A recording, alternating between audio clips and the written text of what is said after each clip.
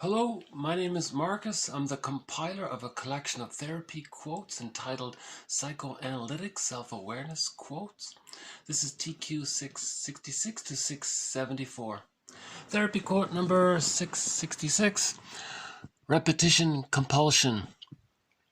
A process originating in the unconscious. As a result of its action, the person seems to place himself in distressing situations, thereby repeating an old experience.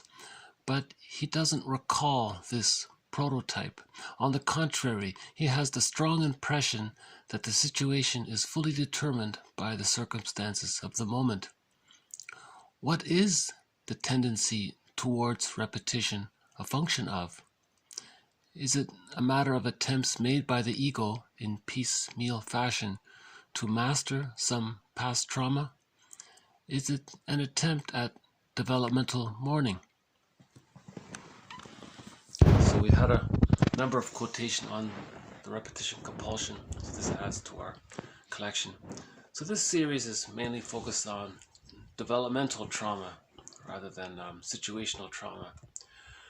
But birth trauma is a situational trauma, and in that case, a situational trauma like birth trauma can make the child be more susceptible to acquiring a developmental trauma later on. So ideally, birth trauma should be, every effort should be made to make sure that birth trauma doesn't take place.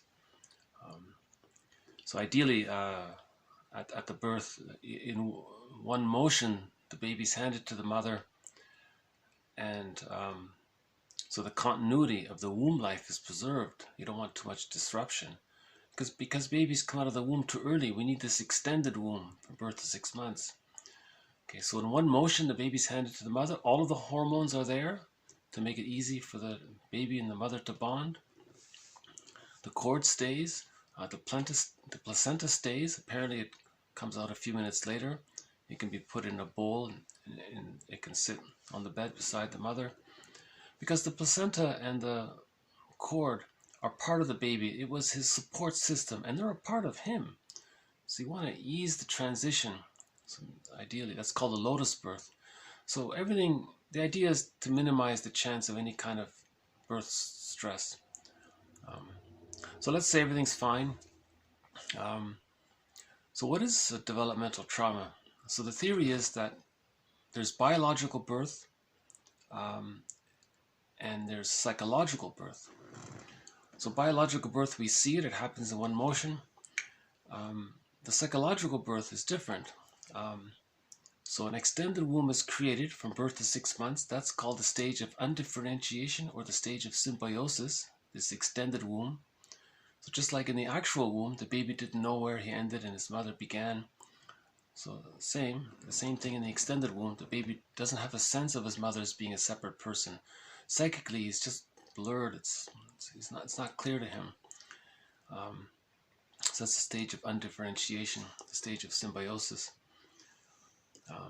Now, when the satisfying memories during that time outweigh any frustrating memories, okay, so there was enough love there.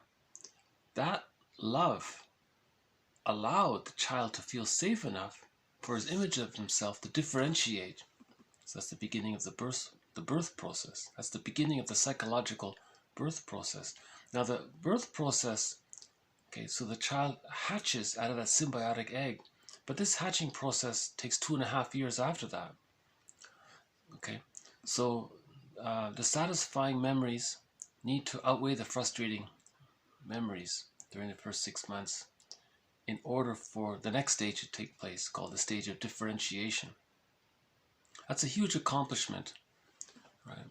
And love and gratitude enter the psychological picture at that point because the child received enough love.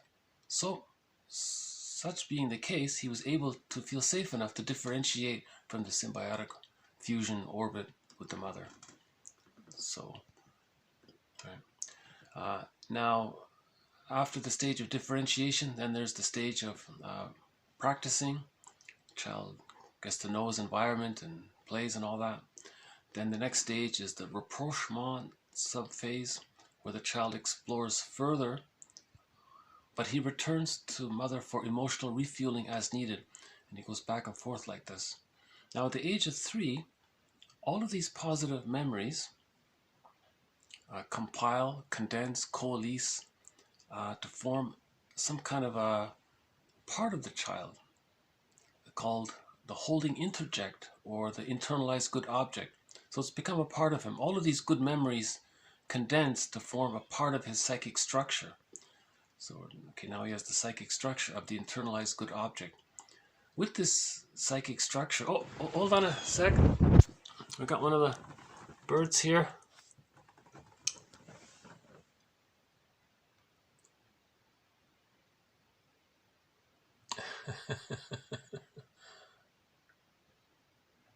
Oops. Oh, wow. That bird must have drunk some coffee or something. He's a little more hyper than the other ones.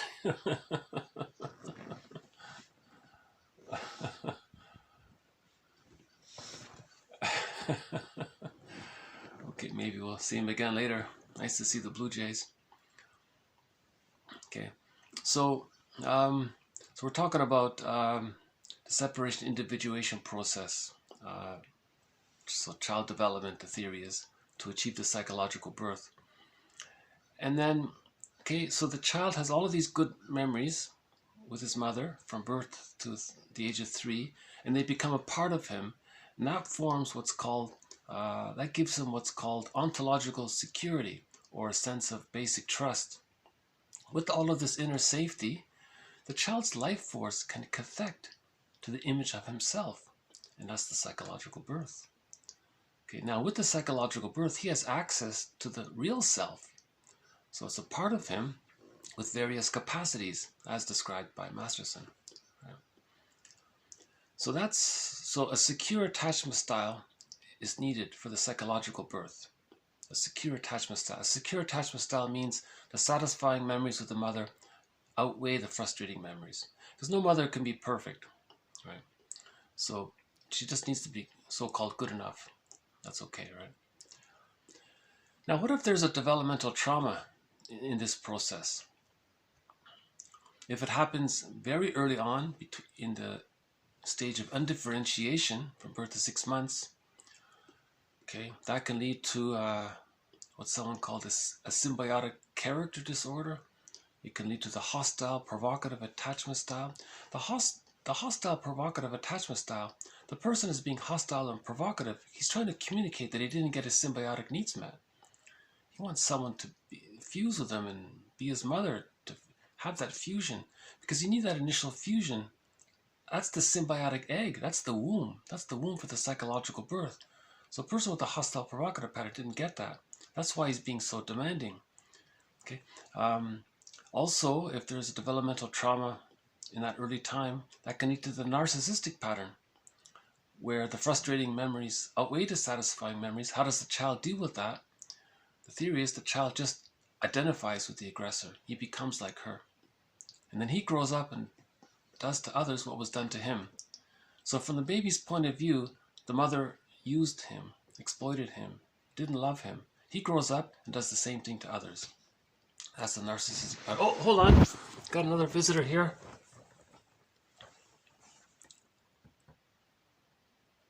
He's going to make a leap.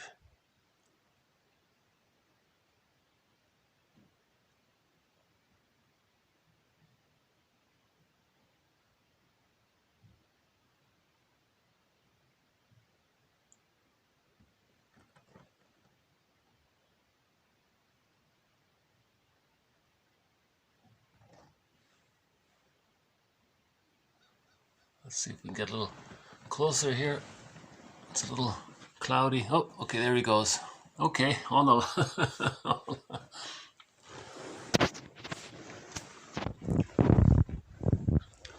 So we've talked a lot about the narcissistic pattern in previous videos. Just very briefly though, in the very beginning, Klein says that the baby doesn't recognize the mother as a full separate person. The baby's just relating to the breast, Klein says. So the baby's understanding of what he needs is an inexhaustible flow of goodness.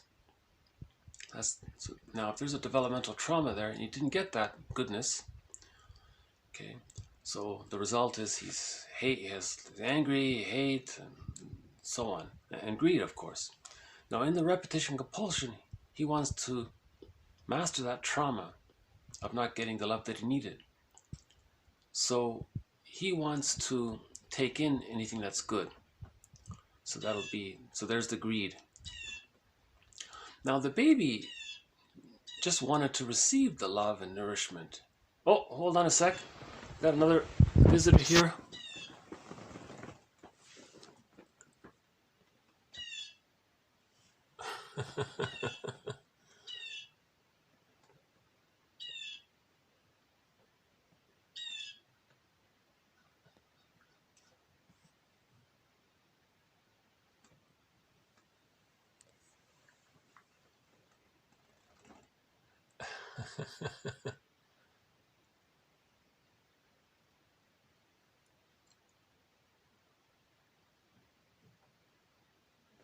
Okay, there he goes. Okay.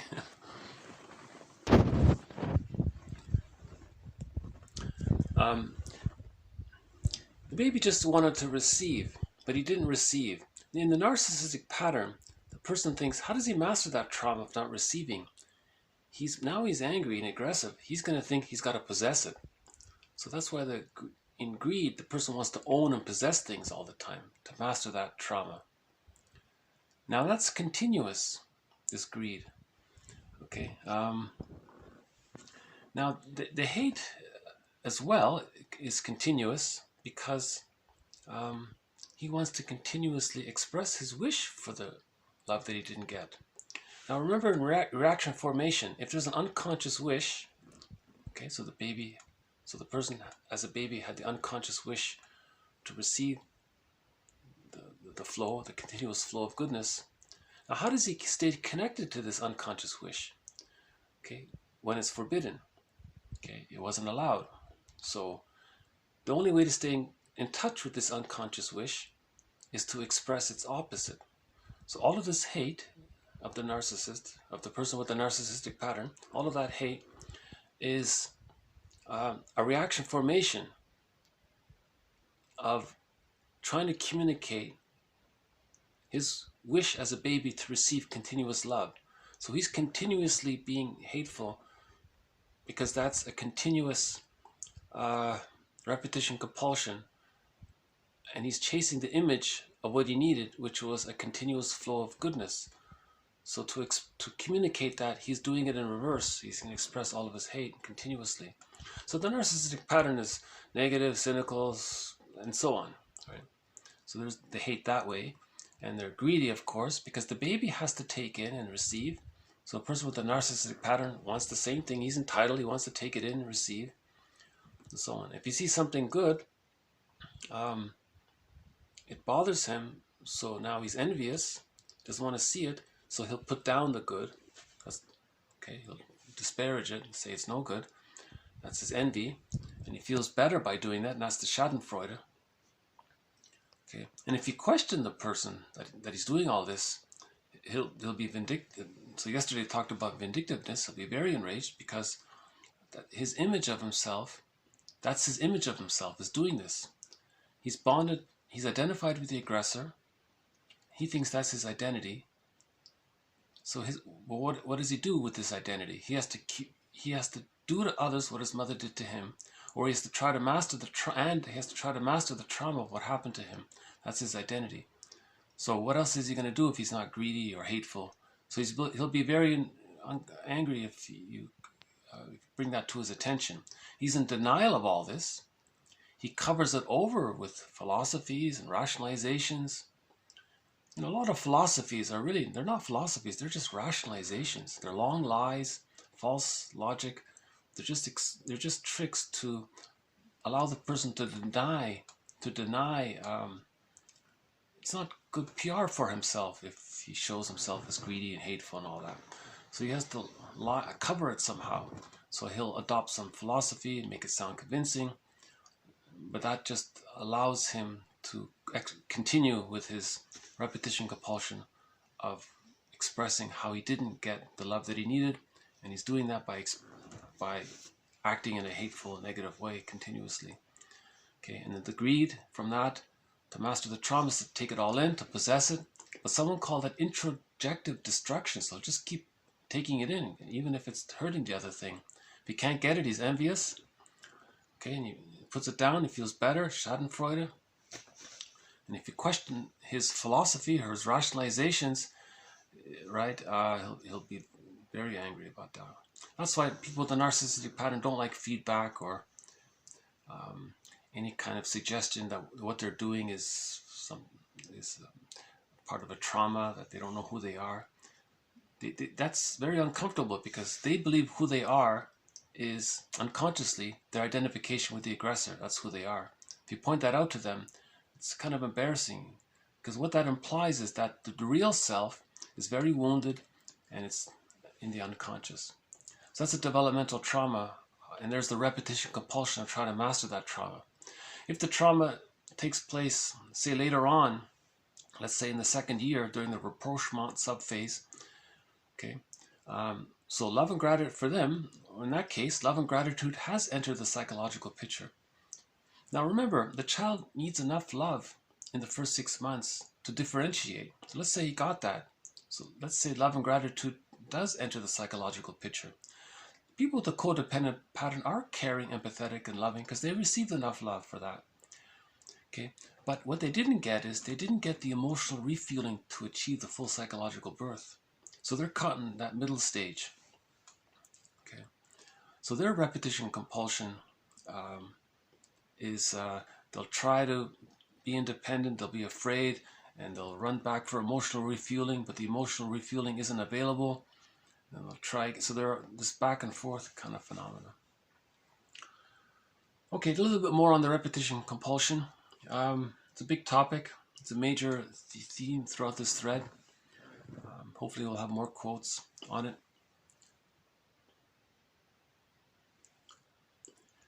Okay, the situational trauma, someone said, let's say someone does have a situational trauma like birth trauma.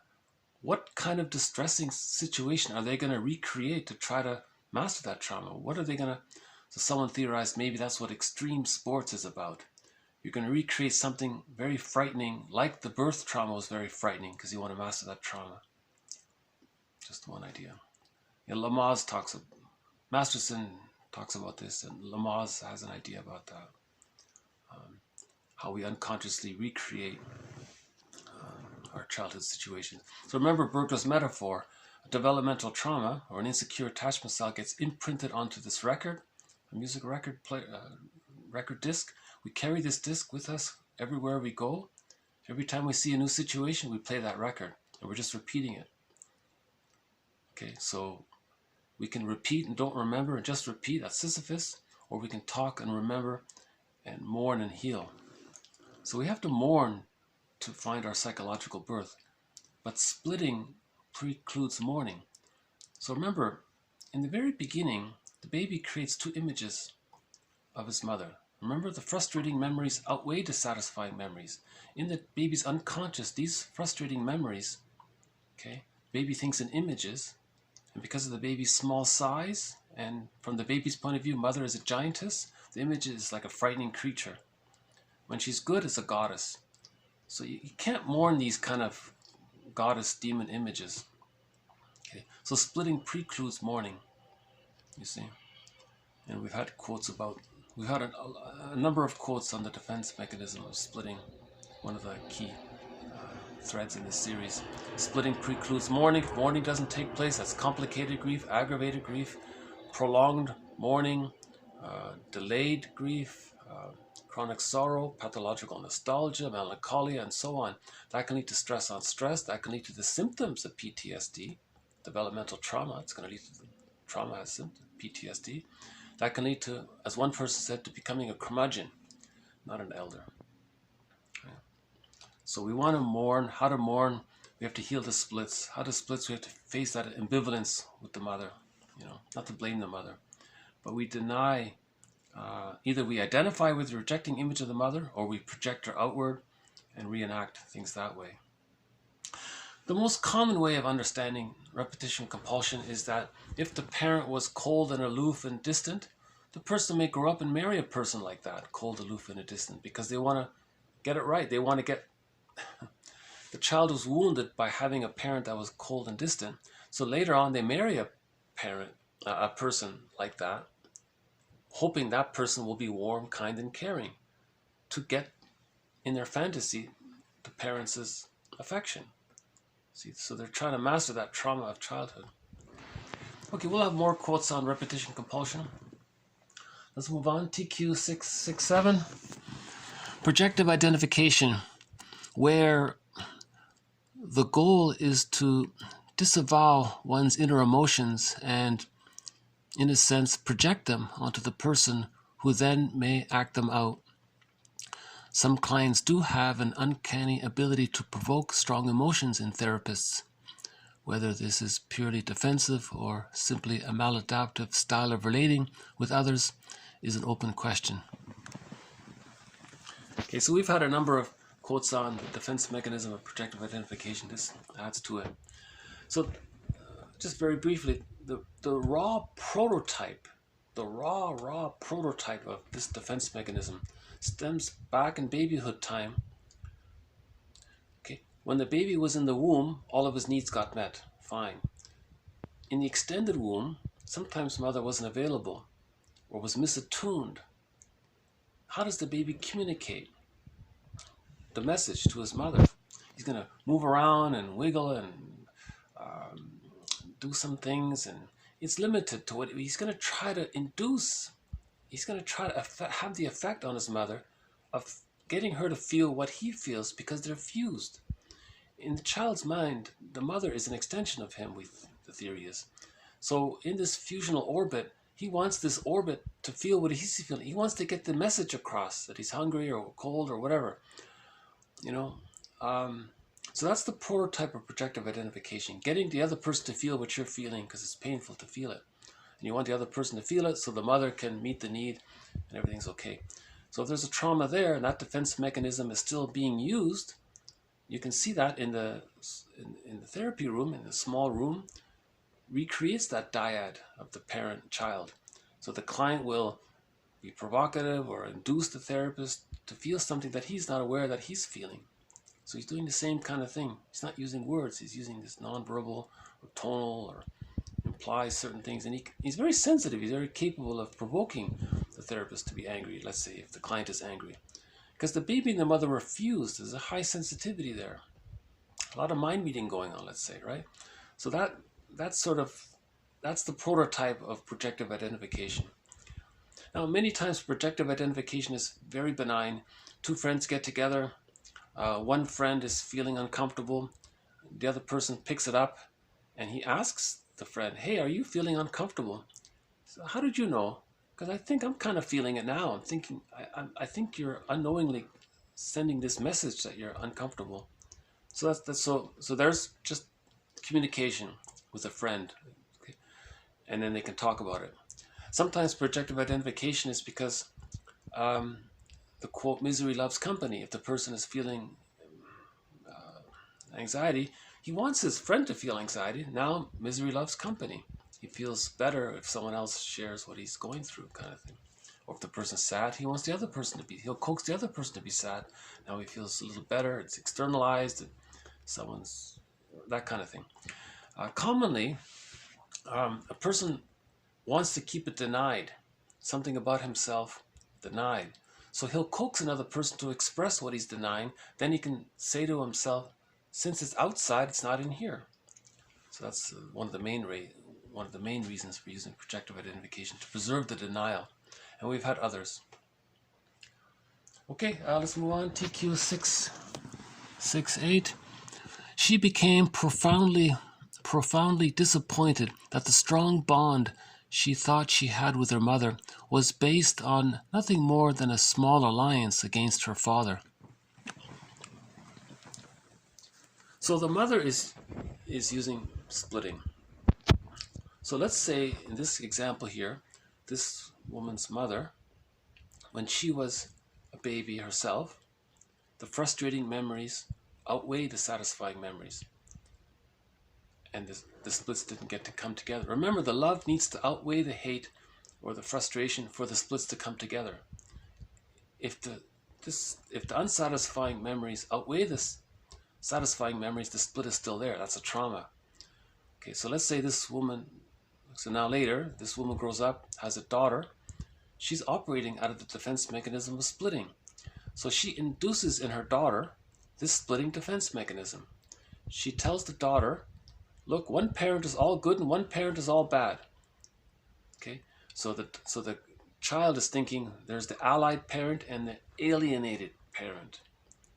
And this daughter here in the quote is saying, is that how we're bonding over this, us versus them? This is what you're doing, Ma? Like, this is what the daughter's thinking here. So she's very unhappy that the basis of their bond is that she's caught in the developmental trauma of the splitting defense mechanism. And that's why they're bonded. You know. Yeah, a lot can be said on that. So that's a little bit more on splitting. Okay, next. TQ 669. A child who finds that he cannot get any satisfactory kind of relationship with a parent who is too cold and aloof or too aggressive or too authoritarian tends to make up for his sense of apartness and isolation by identifying with or growing like that parent, as if this were a way of possessing the needed person within himself. So this is called identification with the aggressor. If the parent is too impinging, too authoritarian, too aggressive, too cold, and too unavailable, but the child has to bond to the parent. How does he do that? One theory is maybe in his fantasy he'll try to take him in somehow, but how does he do that? He has to identify with them, so he becomes like them. That's the narcissistic pattern right there, identification with the aggressor. So they're fused there. Okay.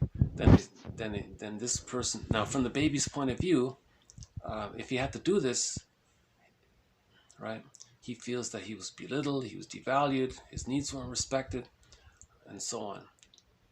Okay, he identifies with the aggressor and then does to others what was done to him to communicate what happened.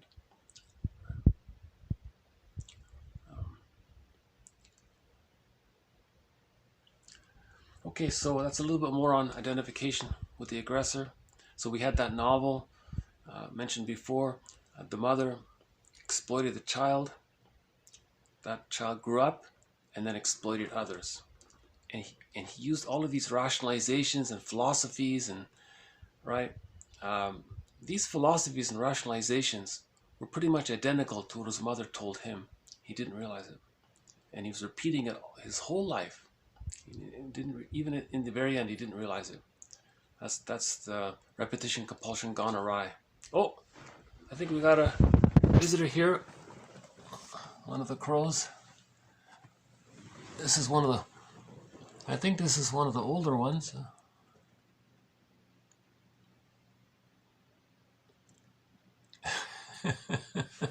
Okay, we'll come back to.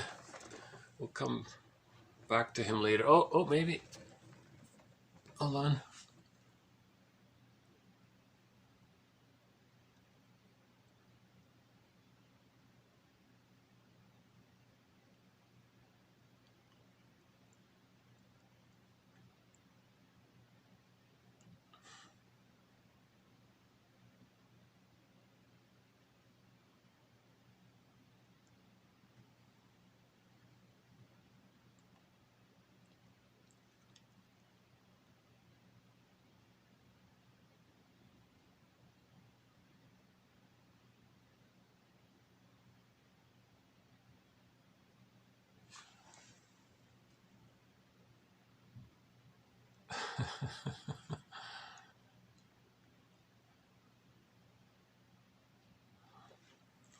He's a hungry one, huh? Okay. Okay. And the next one's in the wings, right? Okay, come here.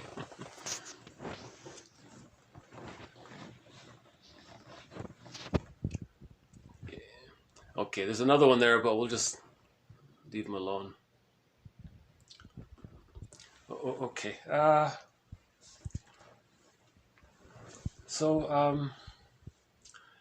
Yeah. Okay. So we'll talk more about identification with the aggressor. That's a tough one. That's a narcissistic pattern because Robert Bly says, "Get the key out from under mother's pillow." He's talking about differentiation. If the child identifies with the aggressor, he's still fused there. He's not differentiated, so he doesn't know who he is. Okay, TQ 670. The symptom represents some painful experience in the past which one tried to crowd out of consciousness. That is, okay, thus it is, in a very real sense, an emotional outlet, a secondary gain. So we've had a few quotes on psychosomatic symptoms. Hold on a sec. There's two of them now. Okay, let's see.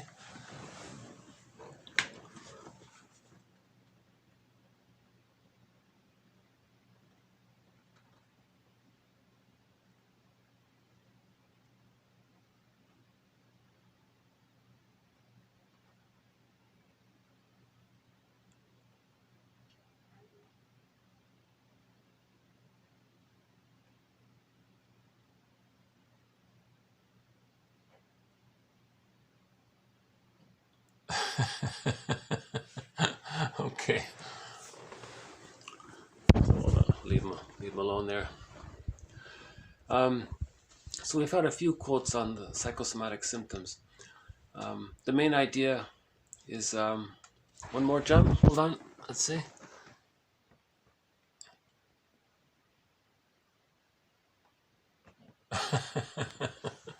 Okay. So the body bears the burden. So the theory is that if there's too much emotion, the person can't face it. The body, it may come out in the body. So we had that quote from Mariam Woodman. She discussed a case of hers where her client was a so-called mother's son.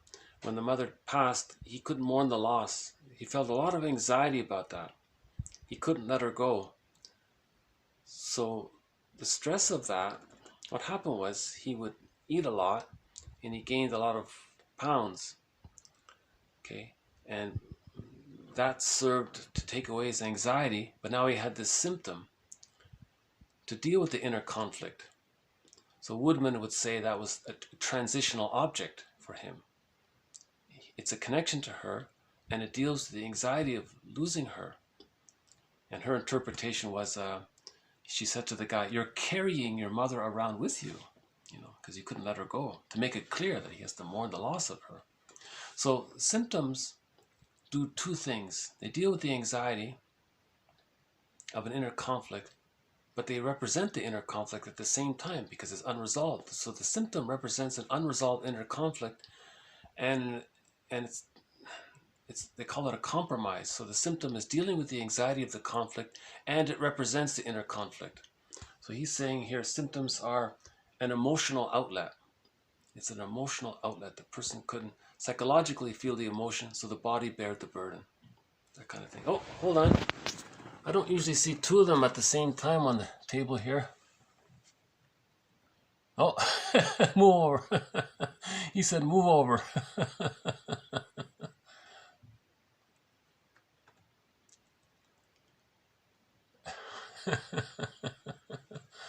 Okay.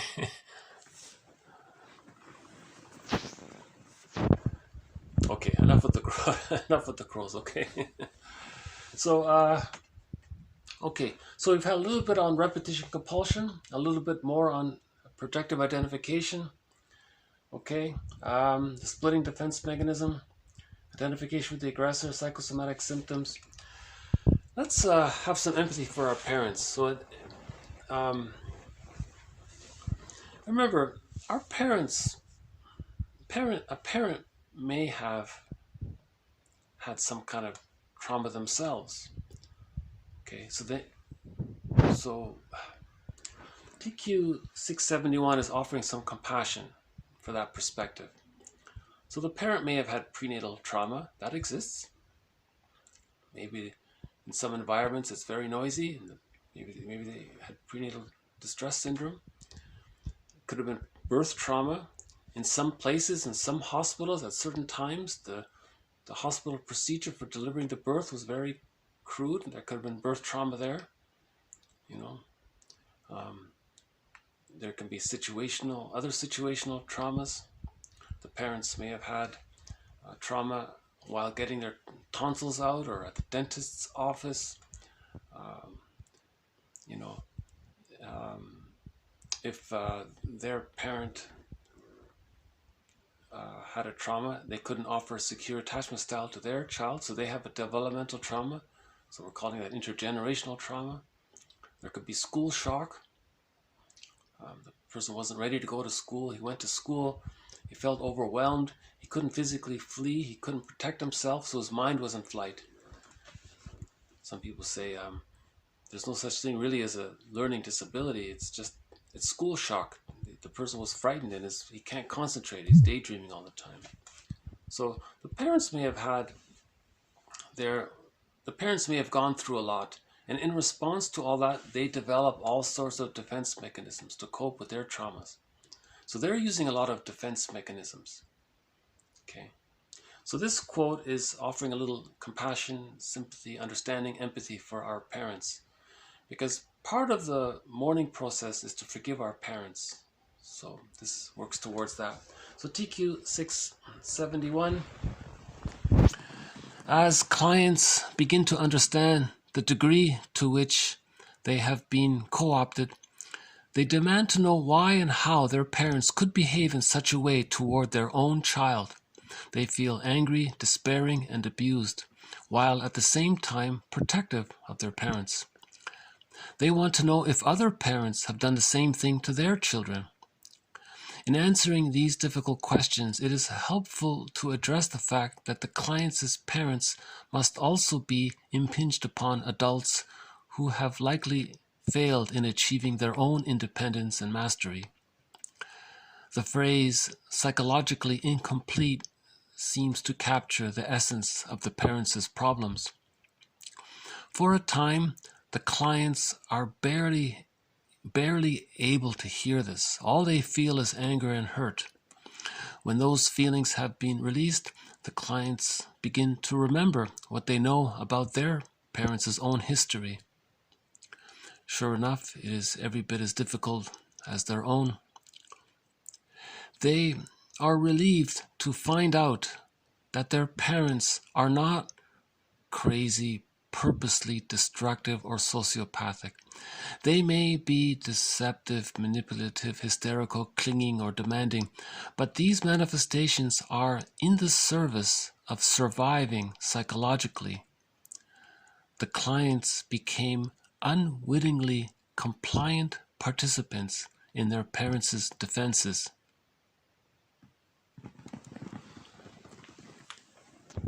So it's that last sentence, I think, where the compassion is. The clients became unwittingly compliant participants in their parents' defenses. So think about all the defense mechanisms the parents had. One way to start is by reading the Enneagram. You learn about the different personality types. You identify which type the parents have.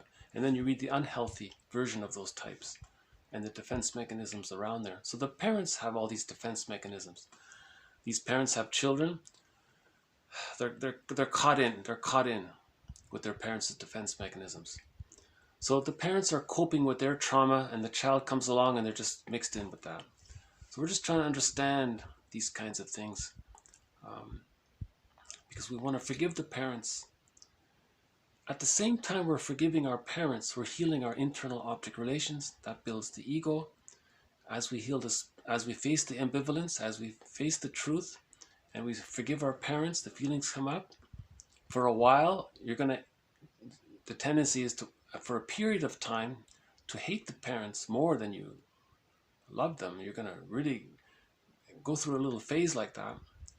and then you forgive them, then the splits come together as you see them as ordinary people caught in their existential dilemmas. Reparation of the other, forgiveness of the other leads to self-reparation. So we heal the splits internally, okay? And then we can differentiate from them psychologically, okay? And then we move towards the psychological birth that way, you know? So we have to mourn what we didn't get, but to do that we have to forgive our parents. In the process of doing that, we heal the splits, that kind of thing. So in other words, one quote was, the willingness to be happy and forgiving our parents are the same. They're so fused there, like they're so connected.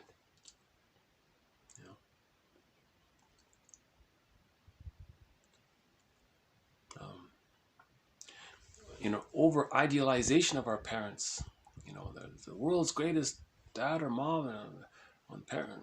It's unreal. That's a sign of the splitting, because the children have to think that way to form an attachment to the parents, and then they deny the reality. But their life force is connected to the rejecting image of the parent. Robert Bly says, get the key out from under mother's pillow. You got to decathect from the rejecting image of the parent. To decathect, you have to differentiate. To differentiate, you have to receive enough love. You have to give yourself enough love. So that's building the ego. Building the ego is giving yourself enough love. Then with ego repair, the internal object relations heal. That strengthens the ego, and so on. So we have to build our psychic structure here. Speaking of psychic structure, TQ 672, the quote, the compilation of memories of your interactions with her is called an introject. It's inside you. You can reach out to it at any time. That is, you can ask her a question and she will answer you. So again, building psychic structure. In a developmental trauma, the main introjects are an image of the self that is loved if they that is rewarded for regression. Okay, so if they're dependent and if they don't grow or develop, they're rewarded. So that's the introject there. Another introject, that's called the withdrawing object relations unit. Okay, no, sorry, that's called the rewarding object relations unit, RORU. So RORU, okay, is an image of the other, the mother, who rewards the baby when they're dependent. So the child feels good on the condition that they're dependent on the mother, or they serve the mother, they take care of the mother's needs, that kind of thing. So they're rewarded for that. Okay, so that means they can't grow, right?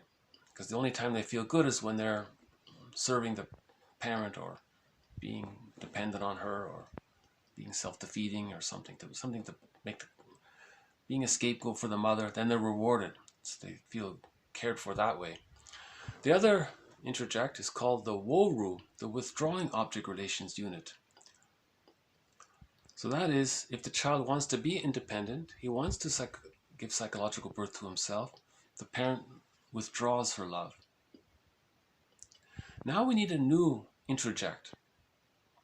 If the therapist is there and supports the person's individuation, these memories condense, and now there's a new introject.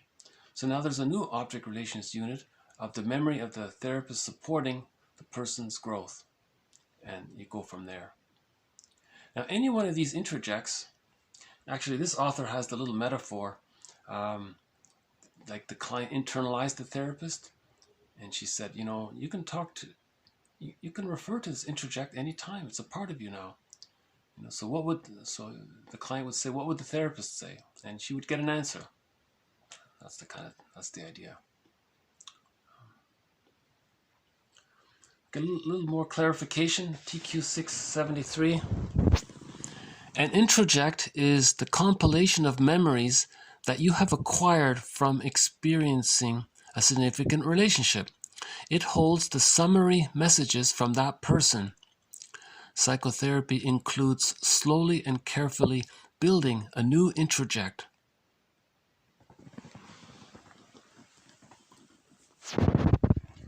So that's why the therapist is non-judgmental, he's not critical, he's going to listen, he's interested. That's something new. And all these new memories is going to become a part of him.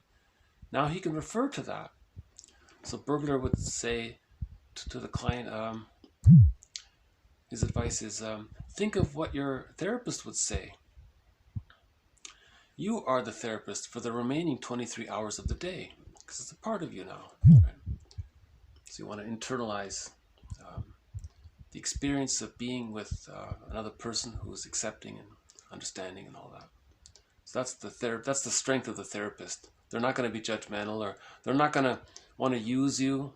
Okay, they're not going to punish you if you want to be yourself. They're not going to reward you if you're weak or dependent on them. Okay? They don't have that interest. Right? So the therapist as a mentor wants your psychological growth. Man's main task is to give psychological growth. Man's main task is to give psychological birth to himself. So in this case, the therapist is that midwife. You know, he wants to have you psychologically born. He's supporting that. But the parent may have had her agenda. If the mother uses what's called the Jocasta mothering style, that means the mother uses the child to meet her needs. That's a developmental trauma for the child right there. Okay. If the father is jealous of the child for some reason, doesn't get support there, that's a development that can add to the developmental trauma. Okay, let's end on a lighter note. Okay, nothing reveals more about the inner life of people than their art. Art is the medium in which emotion is expressed. We paused to soak in the deep cathedral quiet of the rainforest. We don't cry because we're weak. We cry because we've been strong too long. Oh, I hear the blue jay. Should we take one last peek at the blue jay? Hold on a sec. I think he's on the ground there. Oh, there he goes. Okay. Oh, there's the crow. Okay.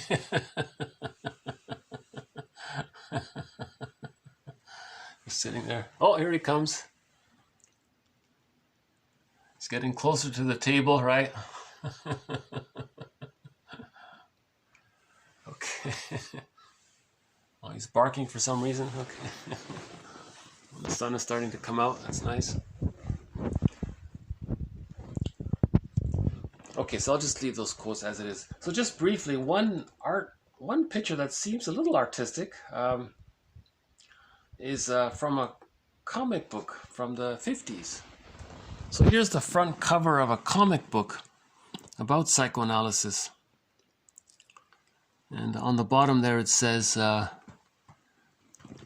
in each issue of Psychoanalysis, the comic, we will examine the case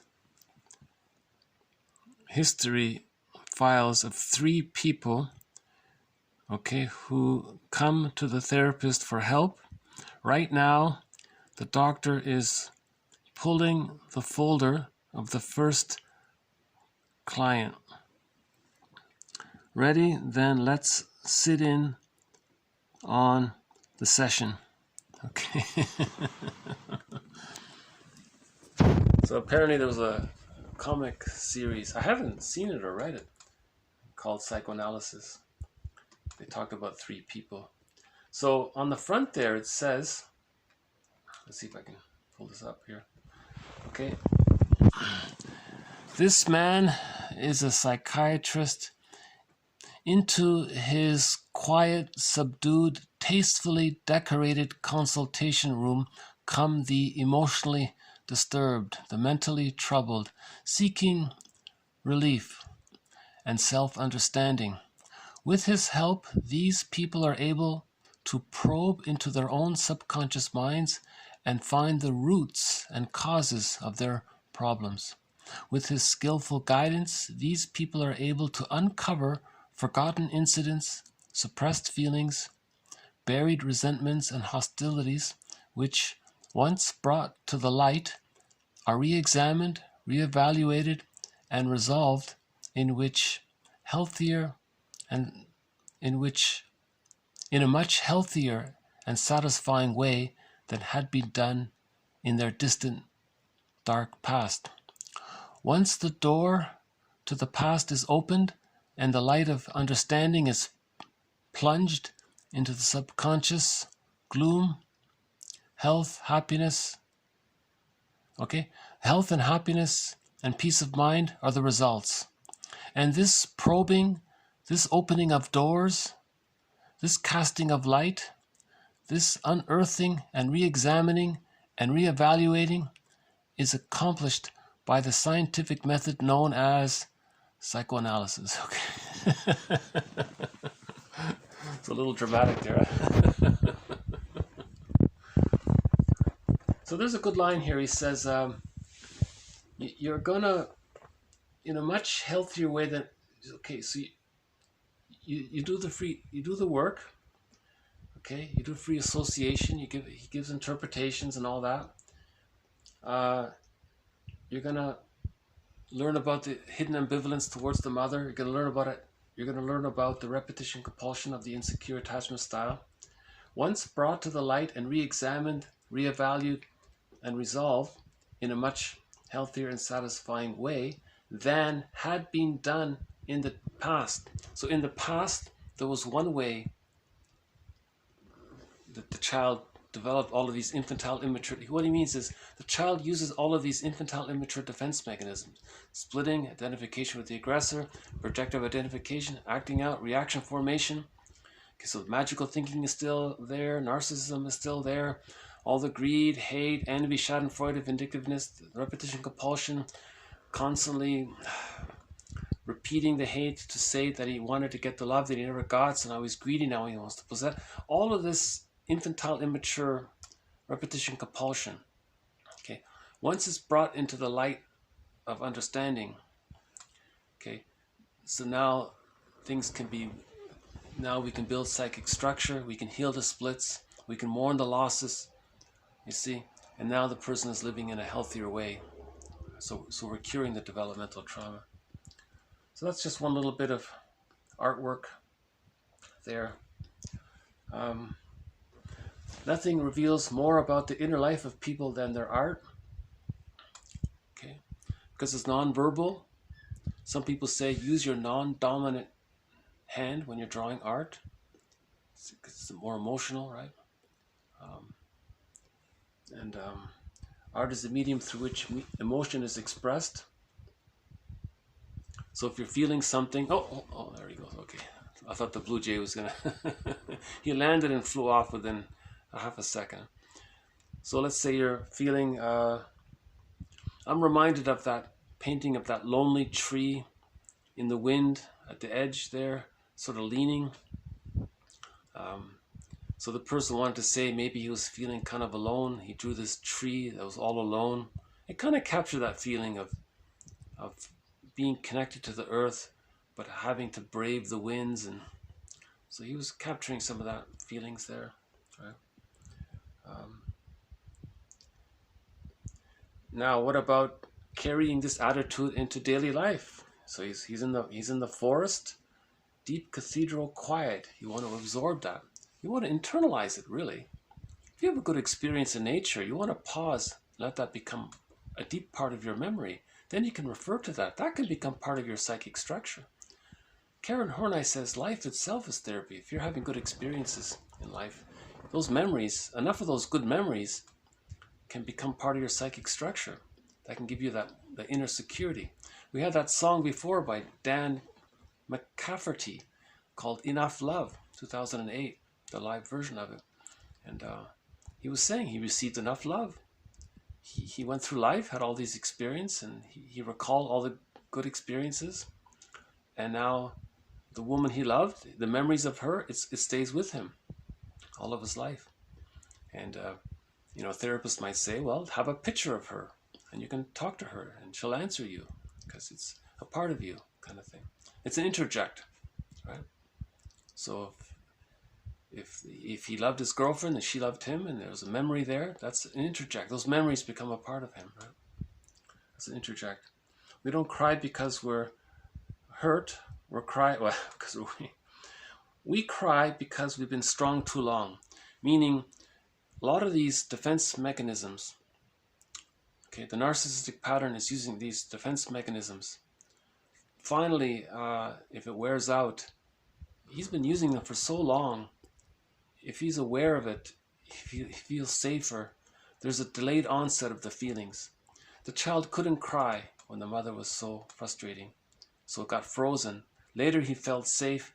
Now there's a delayed onset of his feelings, so then he cries. So all that pseudo strength was to mask his inability to cry. Later he felt safe, then he cried. Right? That kind of thing.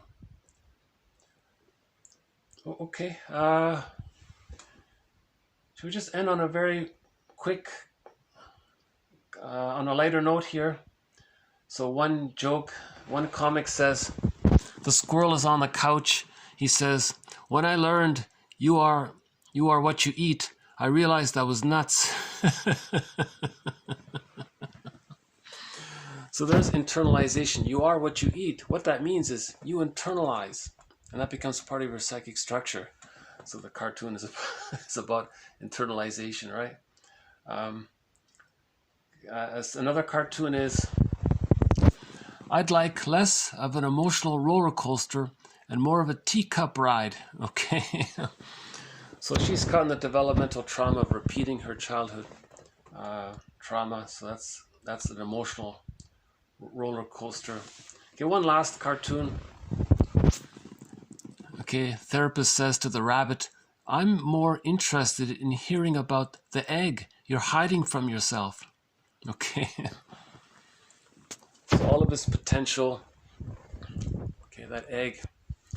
That could be the symbiotic egg that egg is a symbol of the real self, his potential. So all of his potential is in that bag we drag behind us.